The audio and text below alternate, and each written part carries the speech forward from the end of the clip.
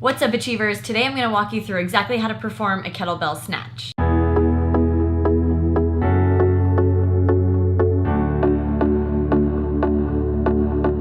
So a kettlebell snatch is one of the more advanced exercises when it comes to kettlebell training, and it really builds off of a solid foundation of a good kettlebell swing. And we've done a whole tutorial on the kettlebell swing, which we'll link in the description below. So if you haven't checked that out, be sure to do that first and then come back here to learn about the kettlebell snatch. If you have been working on the kettlebell swing and you feel like you're ready to move on, now we can talk about the kettlebell snatch. And we have a couple drills that we like to do before getting right into the snatch. And the first one is a single arm swing. So the single arm swing should look exactly like the two arm swing, but like the name suggests, you're just using one arm. So what you're gonna do to perform the single arm swing is set yourself up behind the bell, hinge your hips back, and reach one hand out to grab the bell and tilt it back toward you.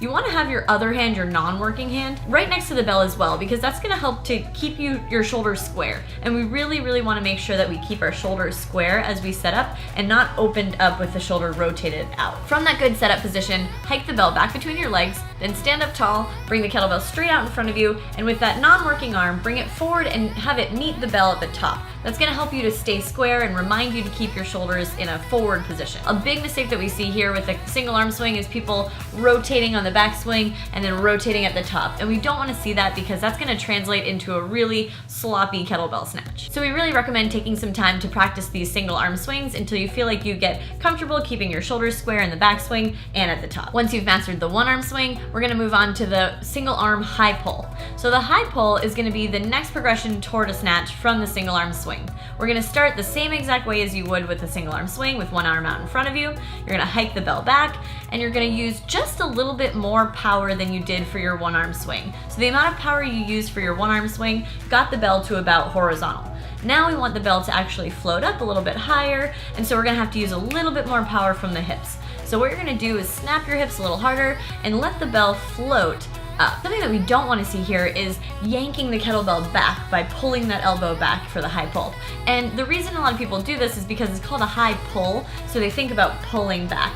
But actually it should be more referred to as a high float, because we want to see more of a smooth floating motion, because that's going to more easily translate into a nice overhead snatch as opposed to yanking it back and then trying to redirect the bell up. That's actually going to make more of a jerky movement. So when you're performing the high pull, think about performing a one arm swing but directing the kettlebell back toward you just a little bit, relaxing the arm and letting the kettlebell float up in the air for a second. Then guide it back between your legs, go into the same hip hinge as you would for your single arm swing, and then again repeat floating that arm up so that it's about head level or maybe even a little bit higher. Now before we progress to the snatch, we want to do one more thing that's going to really prepare you for a set of snatches, and that's going to be to practice the top down motion. So what we're going to do is we're going to clean the bell up to your shoulder and press it overhead.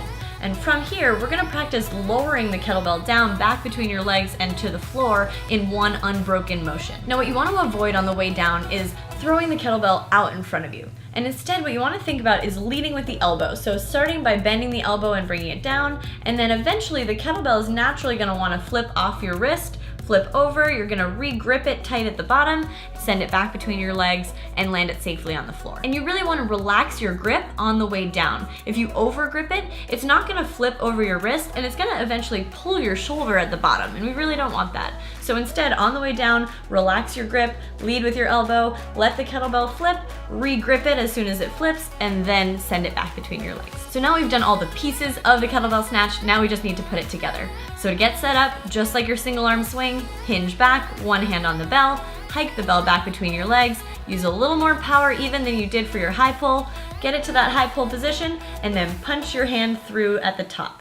What we want to think about is that your fingertips open up and slide through the kettlebell, and the kettlebell glides and lands softly on the backs of your wrists. Now, having the kettlebell land softly is easier said than done, and there's two reasons that this might not happen in the beginning.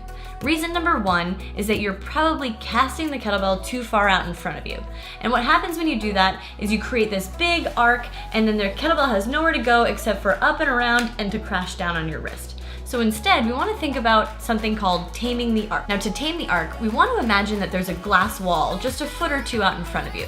And as you're coming up into the snatch, instead of letting the kettlebell smash into the glass wall, we want to avoid the glass wall. So we want to bend our elbow a little bit more, tame that arc so we keep it in closer to your body, and then spear your hand through and punch it up at the end. this is gonna help you to tame that arc and to really control the kettlebell a little bit more. And we wanna think about taming the arc on the way down as well. So instead of throwing it out and smashing that glass out in front of you, making sure you're leading with your elbow, keeping the kettlebell in nice and close, regripping at the bottom, and sending it back without letting it go too far out in front of you. And reason number 2 that you might be feeling the kettlebell smash on your wrist is over gripping the bell. This is probably the most common thing we see with the kettlebell snatch. Because the kettlebell is going overhead and you might be nervous, it might be the first few times you're doing it, the tendency is definitely to grip it really tight. But that's actually gonna make it so that it really has a hard time flipping over your wrist, and when you get to the top, it's gonna smash down on you. It's a really uncomfortable thing, and a lot of people quit on snatches because they're like, oh, it's giving me bruises, it really hurts, but that doesn't have to be the case. So what you wanna do is after that high pull, right when the kettlebell is floating, we wanna loosen the grip. You wanna really relax the grip so that the kettlebell will glide around your hand. And what's gonna happen is you're gonna be able to meet it with your wrist right before the lockout position, so a little bit earlier than you might think, and then you'll guide the kettlebell back into the overhead position.